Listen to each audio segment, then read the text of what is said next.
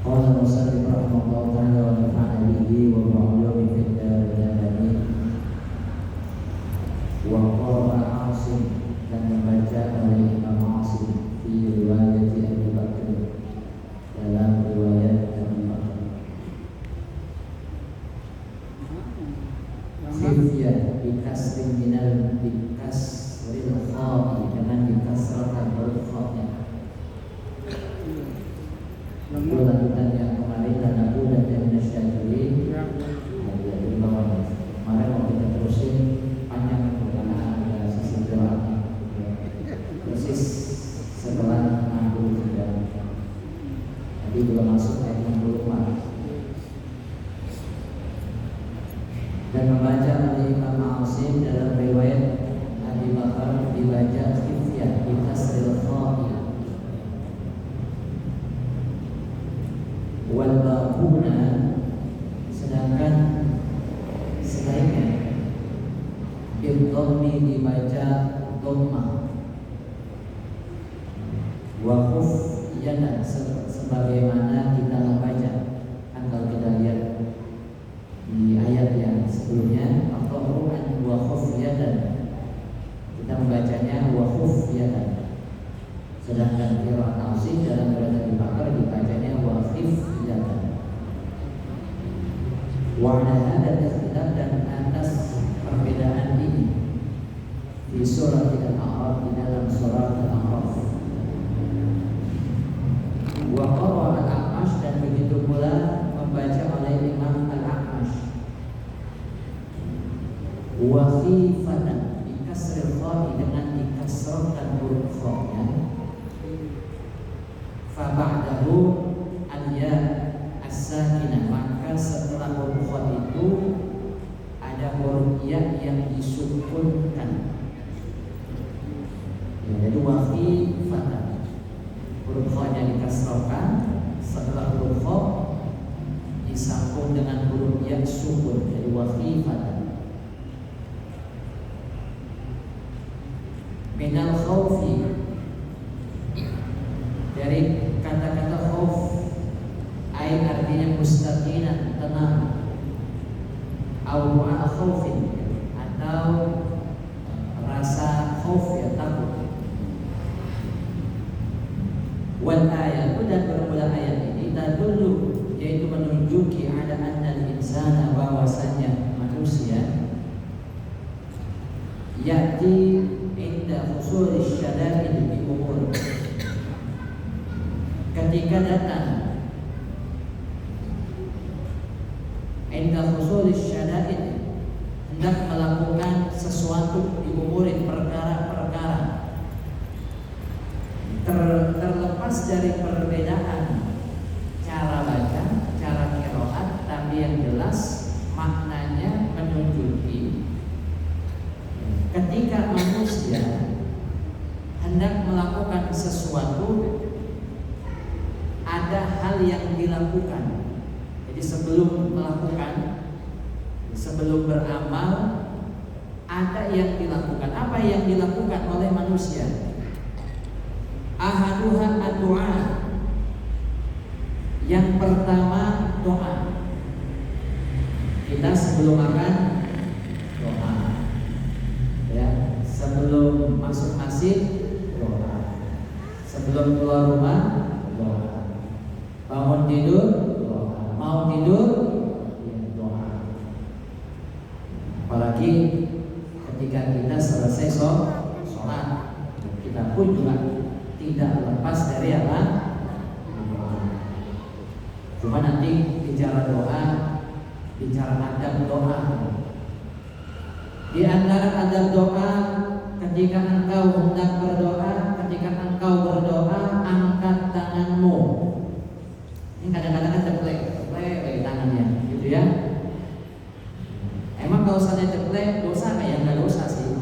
Cuma pantasnya seperti orang minta, diangkat apa ditaruh di bawah? Angkat. Nanti boleh seperti ini, boleh seperti ini, atau kalau ngikut Habib Umar bin Hafiz, ya itu beliau agak lebar, ya. Jadi Habib Umar bin Hafiz itu ya agak lebar. Kemudian sebelum kita minta, jangan lupa puji Allah dulu. Diikuti dengan sholawat kepada Rasulullah SAW. Emang kalau langsung minta kagak boleh, dan boleh aja apa-apa. Tapi bagusnya engkau awali dengan pujian-pujian kepada Allah, diikuti sholawat kepada Rasul. Sekurang-kurangnya alhamdulillah, sekurang-kurangnya Allahumma sholli ala sayyidina Muhammad, sekurang-kurangnya. Mau lebih panjang boleh. Baru kemudian setelah itu kita minta. Setelah selesai, ya, engkau tutup doa, jangan lupa ya, engkau ya, usap telapak tangan kita kemana nih? Bukan wajah. Termasuk juga nanti ada di dalam kitab Ihya Ulumuddin itu kata Imam Ghazali termasuk volume suara. Kata Imam Ghazali dalam kitab Ihya Ulumuddin, jadi kalau kita doa itu ya, suaranya kudu ada, tapi jangan terlalu keras. Tapi jangan juga seperti orang bisik-bisik, gitu kan? Ya usahakan ada apa? Ada suaranya minimal terdengar oleh telinga apa? Ya kita. Tapi di doa harus teriak-teriak. Itu kata Imam Al-Ghazali. Jadi doa ini yang pertama nih. Kemudian wataniha, dan yang kedua apa nih yang dilakukan oleh manusia? Yang kedua at-tadarru. Tadarru itu rendah diri. Rendah diri. Nanti ada yang mirip, ada tadarru, ada tawaddu. Kalau tawaddu itu rendah hati, kalau tadarru itu rendah diri. Kapan dan di mana penggunaannya? Tadarru penggunaannya adalah bagi seorang hamba kepada Sang Khalik, makhluk kepada Sang Khalik, kita dengan Allah. Rendahkan dirimu. Apa buktinya kita merendahkan diri kita ketika engkau sholat, kemudian sujud? Ya. Apa buktinya? Ketika engkau sujud, kepalamu engkau sejajarkan dengan kaki, kan begitu? Saya kagak mau sujud, saya ambil begitu banget, kira-kira sholatnya sah apa kagak? Agak sah, harus begitu, wajib sujud. Bahkan coba lihat, kita ruku sekali atau dua kali dalam satu rakaat? Sekali. Tidak, sekali. Duduk di antara dua sujud sekali. Tapi sujud berapa kali? Dua kali. Bukti kalau manusia adalah hamba yang lemah, ya, di hadapan Allah Subhanahu wa ta'ala. Makhluk yang lemah tak berdaya di hadapan Allah Subhanahu wa ta'ala. Ya.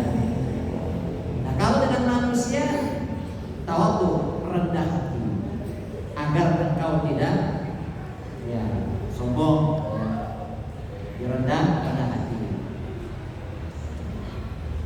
Bagaimana nih kalau umpamanya kita sungkeman? Waduh, sungkeman tuh ada doa nggak boleh tuh. Nah, nanti tergantung niatnya.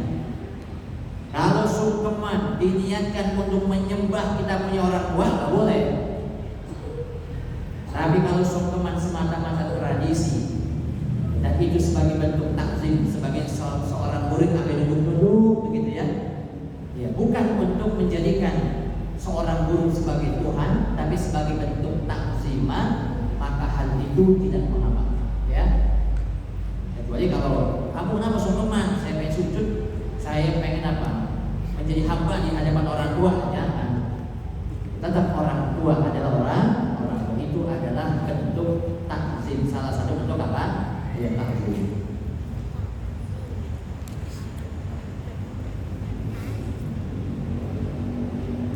Watan itu ada yang ketiga, al-ikhlas bil qalbi. Ikhlas bil qalbi, dengan hati, wa huwa al-muradu min qawlihi. Dan bermula yang dimaksud ya dari ucapannya atau firman-Nya, wa khufiyah. Di wa khufiyah di sini bisa juga diartikan al-ikhlas bil qalbi. Cuma nanti begini nih, dalam prakteknya kadang orang suka keliru antara ikhlas dan ridho. Antara ikhlas dan ridho. Apa yang dimaksud ikhlas? Ikhlas itu murni, khalis, murni. Seperti halnya air yang belum tercampur dengan apapun, murni. Yang kita minum murni kan? Murni. Begitu dicampur susu udah nggak murni lagi. Begitu dicampur teh udah nggak murni lagi. Begitu dicampur kopi sudah tidak murni lagi. Air ini masih murni, belum tercampur. Begitulah ketika kita sholat, niat sholat, murnikanlah hati kita, semata-mata yang kita sembah adalah Allah. Nggak boleh ada yang lain. Ya, nggak boleh ada yang lain. Saya menyembah lillahi ta'ala, tapi pengen dilihat sama orang, kan udah mulai dicampur. Apalagi kalau menyebutkan Allah. Sedangkan ridho itu rela. Ridho apa? Ya, rela. Contohnya nih, kita punya barang, kita punya kendaraan, kita punya harta. Contohlah motor. Datang dari rumah bawa kendaraan, bawa motor. Di depan masjid ada pengumuman harap kunci ganda. Kunci ganda. Security ada. CCTV ada. Ikhtiarnya udah cakep banget dah. Begitu keluar dari masjid, motor kita hilang. Dan ada kawan kita yang kemudian ya, menenangkan kita, nah ikhlasin aja. Padahal dalam hal itu yang tepat itu bukan ikhlasin, tapi apa? Ridhoin aja. Apa itu ridho? Rela terhadap takdir yang Allah tentukan. Ya udah. Tapi kalau takdir Allah berbeda, ya sudah. Kita punya orang tua, pengen orang tua kita sehat terus, sakit berobat sana, sakit berobat sana. Tapi apakah pengobatan yang kita perjuangkan bakal selamanya? Ya, orang tua kita sehat, ada waktu di mana orang tua kita wafat. Begitu juga kita. Jaga pola makan, jaga apa? Ya, makan udah dijaga, tidur cukup, stres kagak, duit banyak, ini 3, apalagi tuh kan, umpamanya. Tapi ujung-ujungnya sakit juga, masuk rumah sakit juga. Ini namanya ridho, rela. Ada orang punya harta, hartanya tercuri, saya kagak ridho, saya kagak rela. Nah, ya. Saya udah berjuang, tapi kemudian saya kok sakit-sakit juga. Saya nggak ridho. Nah, hati-hati ya. Jadi beda ridho, penggunaannya beda apa? Beda ikhlas. Ya meskipun dalam prakteknya kadang menerapkan hal ini agak rumit. Contoh umpamanya kita punya teman kita kena musibah, kita bilang udah ridhoin aja. Apa kata teman kita? Lu tega banget jadi teman lu, begitu. Emang dasar kagak punya bolong, gitu dah kita. Ya nanti dalam penggunaannya silakan, tapi maksud yang sebenarnya begitu, gitu ya. Itu ikhlas bil qalbi. Wa rabi'uha, sedangkan yang keempat iltizamu syada'id bisyukr. Terus menerus asyukr, untuk bersyukur. Wa huwa al-muradu min qawlihi, dan bermula ini yang dimaksud dari firman-Nya Allah, la in anjaitana. Jika Allah menyelamatkan kita min hadhihi, dari bencana ini, dan aku dan syakirin, niscaya adalah kita menjadi termasuk orang-orang yang bersyukur. Ya. Jadi ini amalia syukur. Nanti bicara syukur itu juga nggak sederhana juga. Kata Al-Imam Ibnu Qayyim, ketika kita bicara syukur, di sana ada yang namanya rukun syukur. Orang bersyukur jika memenuhi rukun ini. Ada rukunnya nih, ya, ada apa? Rukun. Apapun yang pertama. Yang pertama kaitannya dengan hati. Kaitan dengan apa? Dengan hati. Apa kaitannya dengan hati? Engkau harus mengakui ya nikmat-nikmat Allah. Jadi dalam hati kita harus bersyukur bahwa kita bisa seperti ini, tidak lepas dari nikmat-nikmat Allah. Aku harus ada pengakuan dalam apa? Dalam hati. Makanya ada amal dalam qalb. Ada pengakuan dari hati bahwa kita bisa hidup, bisa sehat, bisa makan, bisa datang ke tempat ini sebab Allah yang kasih nikmat. Apakah kemudian pengakuan dari hati cukup? Tidak. Karena Imam Ibnu Qayyim yang kedua adalah amalan lisan. Apa buktinya? Setelah engkau mengakui, buktikan lidahmu mengucap hamdalah, memuji Allah. Makanya kita gitu tadi kan, sebelum doa kita puji apa? Puji Allah, kan seperti itu. Bahkan ketika kita dalam sholat baca Fatihah yang menjadi rukun adalah pujian kepada Allah. Paling pertama setelah basmalah, Bismillahirrahmanirrahim, Alhamdulillahirabbil alamin. Saya mau lewatin satu ayat, kira-kira sama sholatnya. Langsung Ar-Rahmanir-Rahim, ya sama. Itu amalan apa? Amalan lisan. Kemudian yang berikutnya amalnya ada jawari. Buktikan bukan hanya dengan lisan tapi dengan sikapmu. Apa nih sikap syukur kita? Bentuknya adalah engkau taat kepada ya Allah dengan hati yang tulus ikhlas. Ya, saya bersyukur atas nikmat-nikmat ini. Ditanya sholat kagak? Kagak. Waduh, apa? Belum sempurna. Sholat kagak, puasa kagak, zakat kagak, haji kagak, gitu kan? Haji apa? Haji kagak. Jadi kudu ya, harus ada sikap dalam bentuk ketaatan kepada engkau jalankan kewajiban kepada Allah, ya, engkau jauhi larangan-larangan Allah. Itu adalah wujud ya, sikapmu bersyukur kepada apa? Kepada Allah. 4 ini ya yang kerap kali dilakukan oleh manusia sebelum melakukan sesuatu. Wa qara'a Asim, dan membaca oleh Imam Asim wa Hamzah dan juga Imam Hamzah wal Ghazali. Jadi wa khifyatan selesai. Sekarang yang baru lagi. Kalimat lain anjana, jika Allah menolong kami, adal mughayabah. Mughayabah dhaif ya. Wa yunajjikum bitasydid fil mawdi'ain. Dan yunajjikum ditasydidkan, huruf jimnya ditasydidkan fil mawdi'ain, di dalam 2 tempat. Wal baquna, sedangkan selainnya la in anjaitana 'ala al-khitab wa yunajjikum bitasydid wat takhfif. Jadi yang satu mughayabah, yang satu mukhatabah. Jadi kita lihat wa hujjah, dan alasannya man qara 'ala al-mughayabah, siapa orang yang membacanya mughayabah, annama ya qabla lafzi anjana, bahwasanya apa yang sebelum dari lafaz anjana wa huwa tad'unahu wa ma ba'dahu, baik itu sebelum wa ma ba'dahu maupun setelahnya. Wa huwa kullillahu yunajjikum minha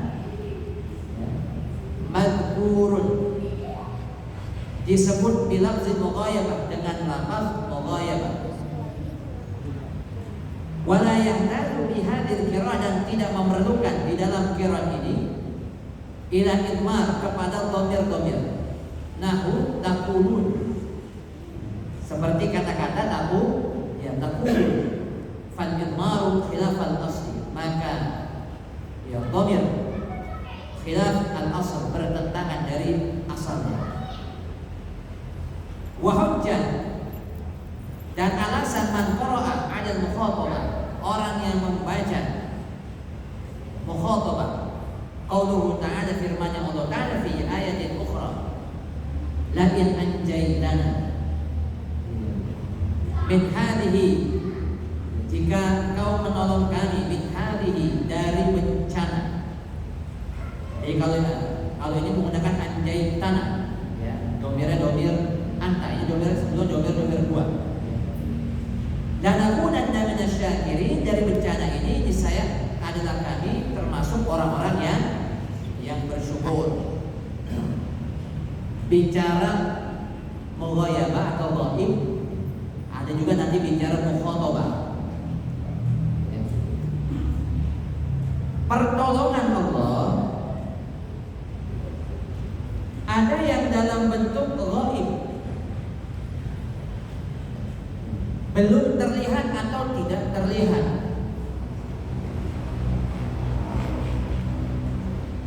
Apa contohnya? Contohnya, kenapa kok Allah dalam pandangan yang pertama ini, ya,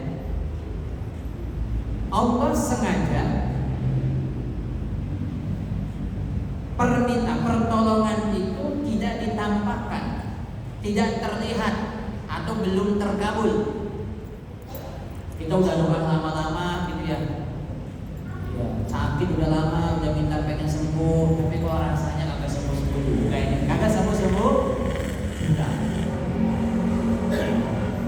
Bisa jadi sebab pertolongan itu Allah menginginkan agar kita terus berdoa. Terus apa? Berdoa. Ntar kalau sana dikasih sembuh, atau berhenti dari doa, biarin dah, ya. Sehingga manusia itu selalu berpikir, ya apa, kayaknya pertolongan Allah belum datang ini. Bisa jadi mungkin yang lain. Tapi khusus yang kita minta memang sengaja supaya Allah apa? Ya, supaya kita terus berdoa kepada Allah. Apa sebab yang kedua? Bisa jadi Allah ganti tanpa kita sadari. Kenapa diganti dengan yang lain? Hal ini menjadi bentuk kasih sayang Allah. Itulah kenapa ghaib. Kan kita nggak tahu nih, kita mintanya apa, tapi dikabulkannya yang mana, begitu. Perkara apa? Perkara ghaib. Ini adalah bentuk kasih sayangnya Allah Subhanahu wa Ta'ala. Supaya apa? Ya, bisa jadi ya, hikmahnya adalah yang Allah yang kita minta tidak bagus menurut Allah, yang Allah berikan kepada kita itulah yang terbaik, ya, yang terbaik, gitu ya.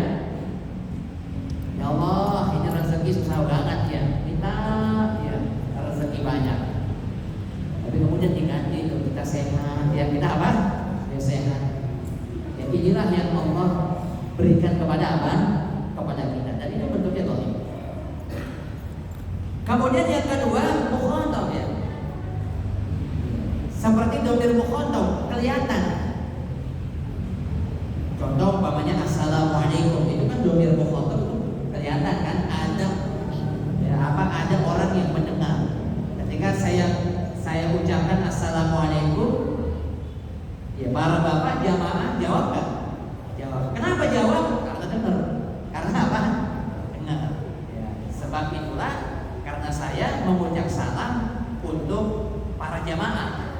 Jamaah dengar ucapan salam saya, ya, sehingga kemudian menjawab. Kenapa kok kita mendoakan Allahumma ighfir lahu? Ya, sebab orang yang kita doakan mereka berada di alam yang lain. Berada di alam yang lain. Seperti halnya kita titip salam kepada orang lain. Tolong sampaikan salam saya buat si fulan. Apakah dia dengar ucapan kita? Tidak. Tapi yang menyampaikan ini yang kemudian apa? Memberitahu ada salam dari sahabat kamu, kan begitu. Ada yang gini ya. Ya, kadang-kadang yang suka ngomong gitu, ketika lagi sambutan kan, Assalamualaikum warahmatullahi wabarakatuh. Ya maaf, kadang gak jawab semua, kan begitu ya. Bapak Ibu, saya mau nanya, jawab salam hukum apa? Menjawab salam, mengucap salam apa hukumnya? Sunnah. Menjawab salam hukumnya wajib. Berarti ibu-ibu, bapak-bapak harus jawab.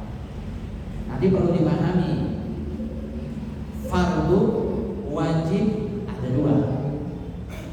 Ada yang sifatnya aini, seperti hanya fardu ain, wajib dikerjakan setiap individu, kagak boleh diwakilin, kagak boleh digantiin. Apa contohnya? Sholat. Zaman kita lewat depan rumah, mau kemana lo? Mau sholat zuhur, buat titip ya 4 rakaat, ya kan? Bisa nggak begitu? Nggak bisa. Gue lagi sakit, kita tetap wajib sholat. Lagi sakit apa? Nggak bisa diri, duduk. Nggak bisa duduk? Iya, tiduran. Nggak bisa tiduran?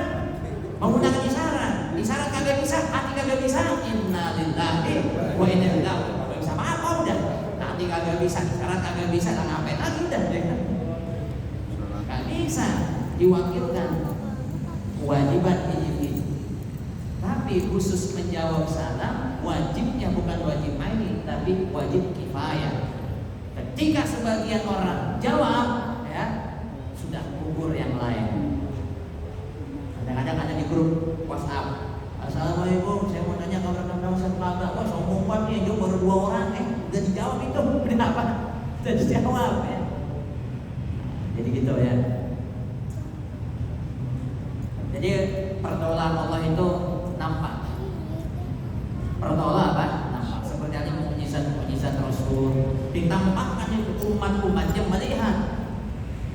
Nabi Musa dikejar-kejar bersama pengikutnya, ditampakkan oleh Allah laut merah terbelah 2. Nampakkah di depan mata? Nampak kan begitu, diperlihatkan.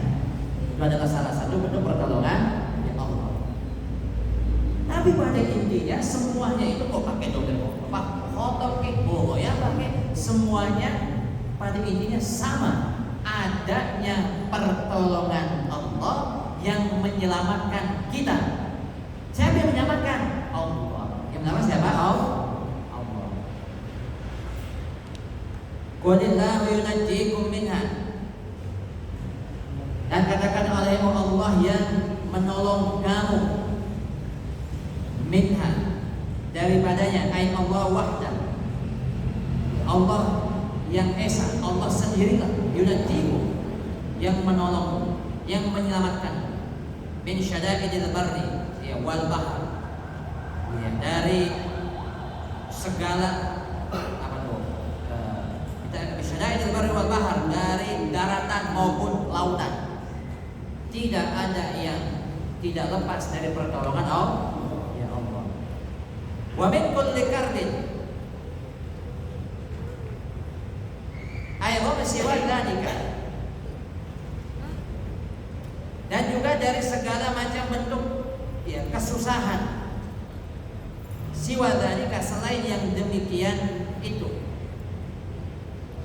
Tsumma antum, kemudian kamu ya ahla Makkah, wahai penduduk Mekah, ba'da ma tusyahidun, setelah kau menyaksikan, setelah kau melihat hada nikmat ini al-jalilah yang besar, tusyrikun, ya engkau menyekutukan, engkau musyrik, engkau menyekutukan bi'ibadatihi ta'ala ghair, dengan engkau menyembah Allah tapi engkau sembah ghairihi, yang lain. Bukan engkau sembah Allah tapi yang engkau sembah apa? Selain Allah. Alladzi arabtum, yang kamu itu tahu, annahu la yadur wa la yanfa, enggak bisa mendatangkan mudarat, bahaya, enggak bisa mendatangkan manfaat, dan juga tidak bisa mendatangkan memenuhi janji, bi'ahdikum, dengan janji-janji.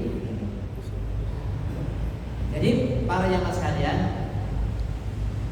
sekurang-kurangnya ada 2. Kenapa penduduk Mekah saat itu menolak dakwah Rasul? Satu, yang pertama mereka merasa aneh sebab cara-cara Rasul tidak pernah mereka jumpai ya, di kehidupan mereka. Mereka biasa nyembah berhala, tiba-tiba disuruh menyembah Allah. Mereka biasanya tawaf telanjang gitu ya, nggak taunya disuruh pakai apa? Ya, pakai pakaian, kan begitu. Mereka yang biasanya teriak-teriak, bertepuk tangan, ya, kemudian diganti untuk apa? Berzikir. Bagi mereka saat itu aneh. Ini Muhammad orang gila apa gimana sih? Gitu kan? Nah, jadi satu pertama. Tapi kemudian, ya, alasan yang kedua ini yang paling mendominasi, pada hakikatnya mereka itu bukan bodoh, mereka ngerti.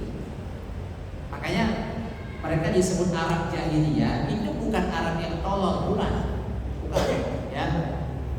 Jadi bukan jahiliyah itu seperti anta jahlun, bodoh, bukan begitu. Tapi makna jahiliyah di sini adalah sebab mereka tahu mana yang benar. Mereka tahu mana yang salah. Apa contohnya? Siapa yang memberikan gelar Al-Amin? Kan mereka. Yang ngasih gelar Al-Amin kan mereka sendiri. Tuh Muhammad kagak pernah dusta, dikasih gelar Al-Amin. Tapi begitu Nabi mendakwahkan, kenapa kemudian mereka seolah-olah mencabut statement mereka? Dan mereka tahu yang dibawa Nabi Muhammad itu, yang disampaikan oleh Muhammad itu, Nabi Muhammad itu adalah sebuah kebenaran. Tapi kenapa kok mereka tidak ikuti? Salah satunya adalah mereka sombong atau gengsi, ya. Sombong atau apa? Gengsi. Nah, sebab itulah kemudian apa yang saya ikut Nabi Muhammad punya baru kemarin kan begitu. Sama kayak begini dah, sama kayak begini. Apa ya? Kata dokter, kata apa? Bapak, ya, saya nasihatin, Bapak sudah terkena penyakit jantung. Penyakit apa? Jantung. Maka mohon Bapak untuk menjaga makan. Ya, jangan makan ini, makan itu, makan ini, makan itu. Terus kemudian dia tahu nih. Ya, tapi kemudian tetap aja dikerjain. Seperti itulah orang-orang Arab jahiliyah. Mereka tahu mana yang benar, mana yang salah, tapi mereka memilih yang salah. Mereka tahu menyembah berhala itu ya adalah sesuatu yang jelek, yang buruk ya. Setelah kemudian disadarkan oleh Rasul dan mereka tahu, tapi sayangnya mereka tutup diri mereka kebenaran itu. Kebenaran apa? Kebenaran itu. Jadi begitu ya. Jadi makanya di sini kenapa mereka menyembah berhala? Apakah kalau saatnya mereka nggak menyembah berhala kemudian mereka langsung mati? Kan enggak. Apakah kemudian ketika mereka menyembah berhala mereka besok langsung kaya? Kan enggak. Apakah ketika kita punya janji pengen melunasi utang kemudian ini berhala bisa bantuin kita? Kan enggak. Sehingga kata Allah ngapain? Dan mereka tahu, mereka juga tahu. Tapi karena sebab kesombongan, kejahilian mereka, bukan karena bodoh. Ya, makanya gini, di dalam dunia sastra, ya, sastra tertinggi itu Al-Quran. Pokoknya kalau udah Al-Quran, lewat semua udah lewat. Tidak ada ya bahasa Arab yang lebih tinggi dibanding Al-Quranul Karim. Barulah diikuti dengan hadis Rasulullah SAW. Kemudian yang ketiga itu adalah syair-syair Arab jahiliyah. Jadi syair-syair Arab jahiliyah itu ya, mereka punya kandungan sastranya tinggi, sehingga mereka yang bergelut di bidang bahasa ya, maka mereka mempelajari syair-syair kuno, syair-syair Arab zaman dulu, muatan sastranya tinggi. Itulah kenapa dulunya pada zaman Nabi, salah satu yang mereka pelihara di masing-masing kabilah adalah penyair. Kabilah ini punya penyair, kabilah ini punya apa? Punya penyair. Apa nih tugas penyair? Satu, ngangkat kabilah mereka. Kemudian apa lagi tugasnya? Jatuhin ya kabilah yang lain. Mereka mau perang nih, mereka mau apa? Mau perang. Oh, mereka bagus-bagusin. Kemudian mereka serang mereka, tapi dengan syair. Dengan apa? Dengan syair. Mereka punya penyair kelas handal itu membuktikan bahwa mereka adalah kabilah yang kuat, kabilah yang hebat. Jadi salah satunya begitu, bukan hanya mereka punya tentara, tapi mereka punya penyair yang punya penyair yang hebat seperti itu. Nah, para jamaah sekalian yang dirahmati Allah Subhanahu wa taala, nanti ini kita sambung lagi di ayat berikutnya ya. Dan sekarang ini sudah masuk di tanggal 6 Dzulhijjah ya. 6 hari Selasa 7 ya, hari Selasa 7, Rabu 8 ya, Kamis 9. Jadi dianjurkan, disunahkan kita puasa. Kapan guru puasanya? Dari tanggal 1 Dzulhijjah kemarin ya. 1, 2, 3, 4, 5, 6, 7, 8, 9.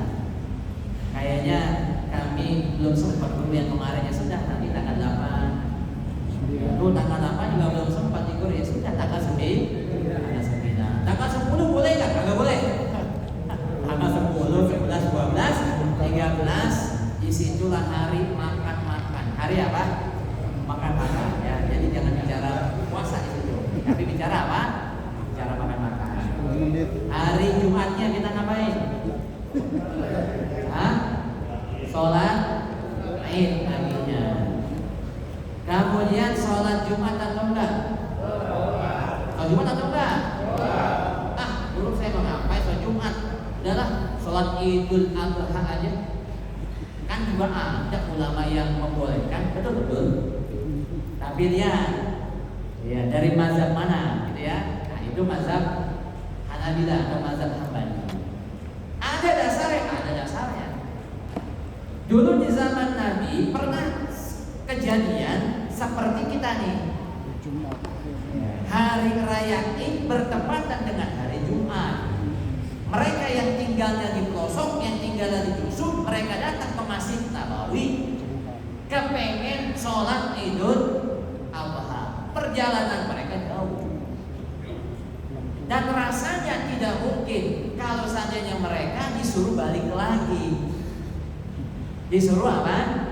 Baik lagi. Nah, buat kita, pertanyaan kita, ada sahabat itu yang kediamannya itu kurang lebih bisa 3 jam jalan kaki. 3 jam jalan kaki. Contoh lah, kita selesai sholat Idul Adha jam 7:30, tuntas beres semua, ya. 7:30 pulang sampai rumah 8:30, 8:30, 9:30, 10:30, 11. Baru nyampe rumah, datang lagi ke masjid buat sholat Jumat, berangkat lagi, cuma minum doang. 11:30 berangkat, 1:30, 1:30, 1:30. Kira-kira Jumat masanya apa enggak? Ada. Bah kami juga begitu, guru lah begitu dari mana? Lah masih banyak ngampar deket nempel. Bahkan pakai motor kagak nyampe 5 menit apa sampai, jangan jadi alasan besok tidak sholat sholat Jumat, besok sholat apa? Jumat dalam mazhab Syafi'i, begitu juga Hanafi, begitu juga Maliki, sholat Jumat ya. Dan jangan lupa juga berkurban ya. Kalau bisa berkurban itu satu rumah satu.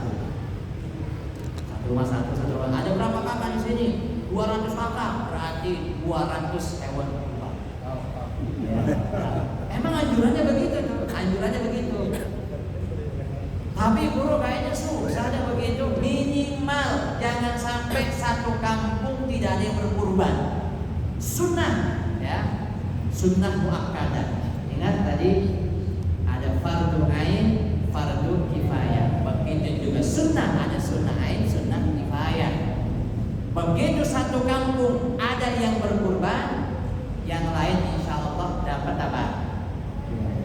Dapat kebaikannya juga. Itu ya. Ada berapa jumlah kurban di sini? Udah banyak udah?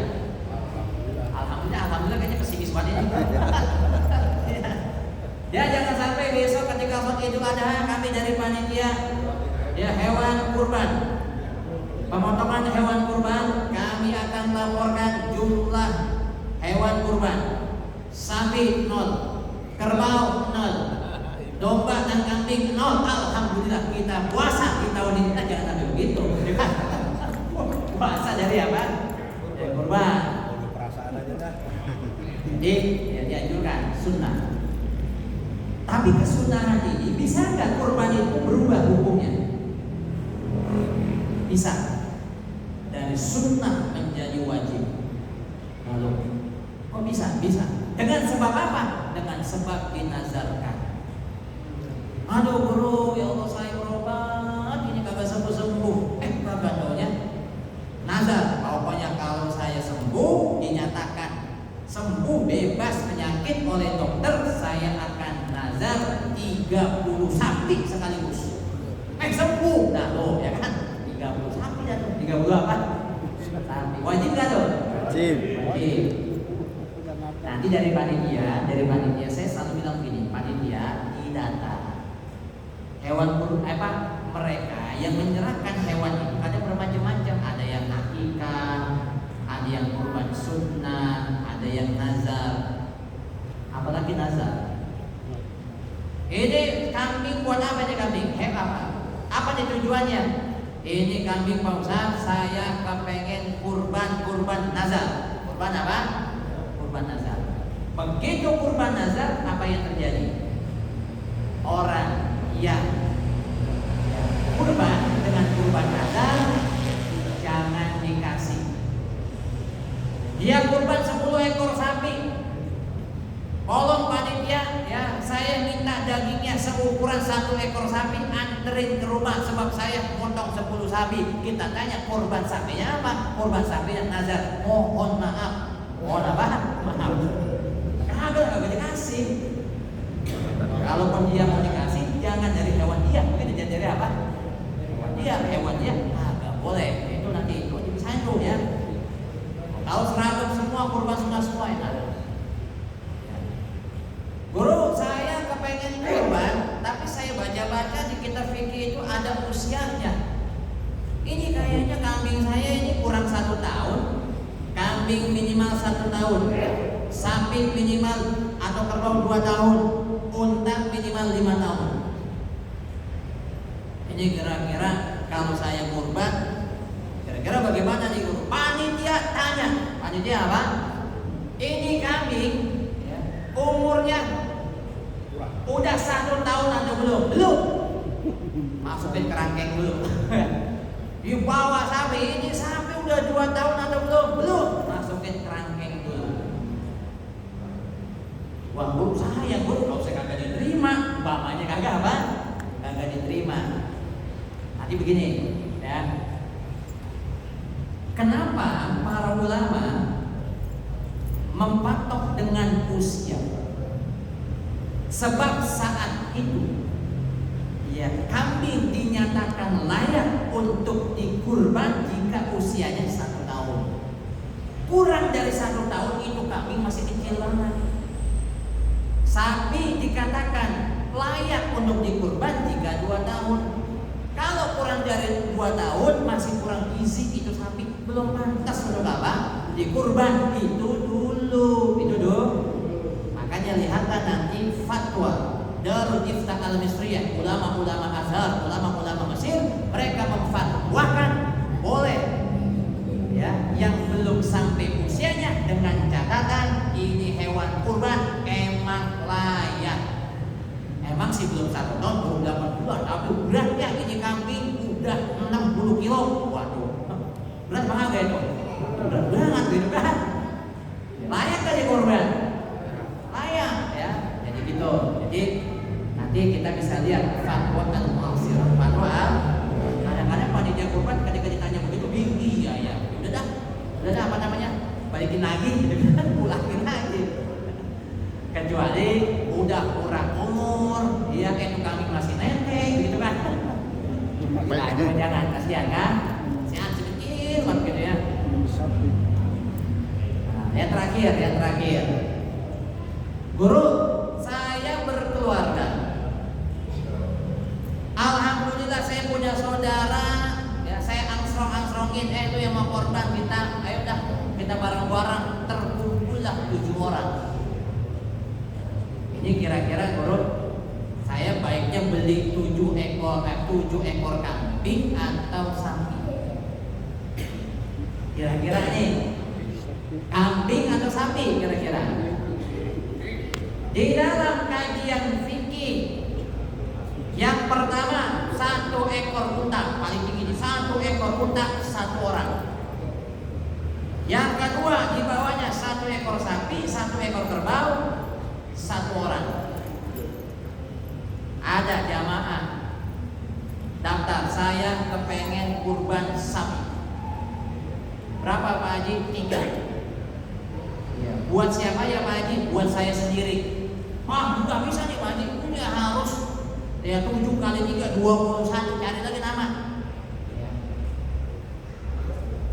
Jadi kalau ada orang yang motong sapi dia sendiri, boleh nggak? Boleh. 1 orang 10 ekor sapi dia sendiri, boleh nggak? Boleh. Ya. Yang kagak boleh itu saya buat ber8, kagak boleh.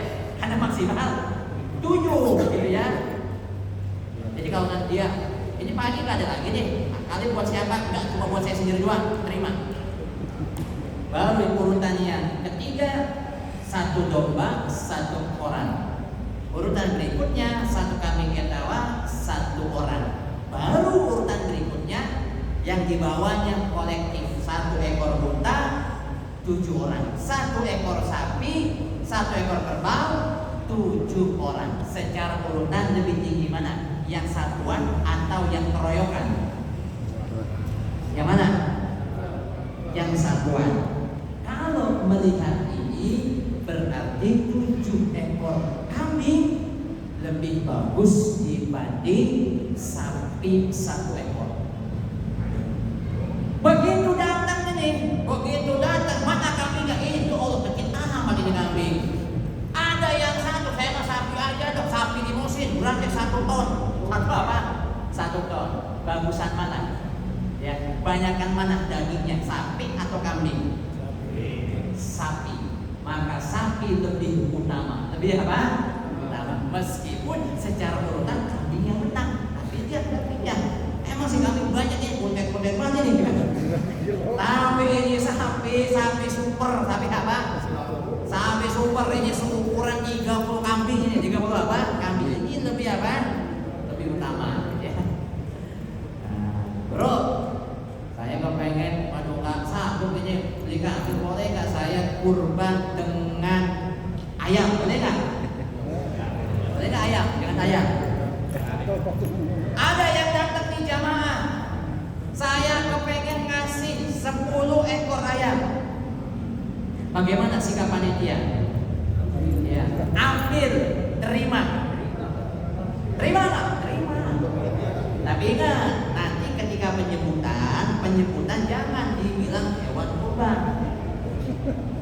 Sebut aja sedekah. Sedekah boleh nggak? Boleh, ya kan ya? Jangan sebut hewan kurban. Nanti pada itu, alhamdulillah tahun ini kita bertambah hewan kurban kita, ya 2 ekor ayam. Jangan, ya. Iya, kan? Iya, ini buat sedekah aja. Buat apa? Ya sedekah nggak boleh, sebutin aja nggak apa-apa. Tapi sebutnya apa? Sedekah. Ini namanya sedekah bebas, ya kan ya? Tapi tidak untuk hewan kurban. Sebab hewan kurban yang dibolehkan hanya onta, sapi atau kerbau, domba atau kambing. Mudah-mudahan kita semua bisa menyisihkan sebagian rezeki kita untuk berkurban sesuai kesanggupannya masing-masing. Al-Fatihah.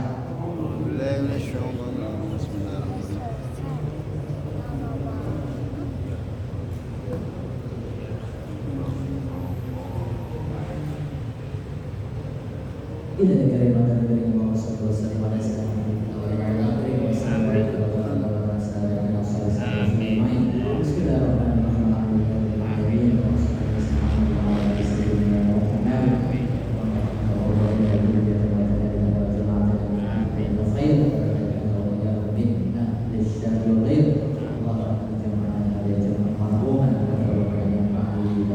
Sunnah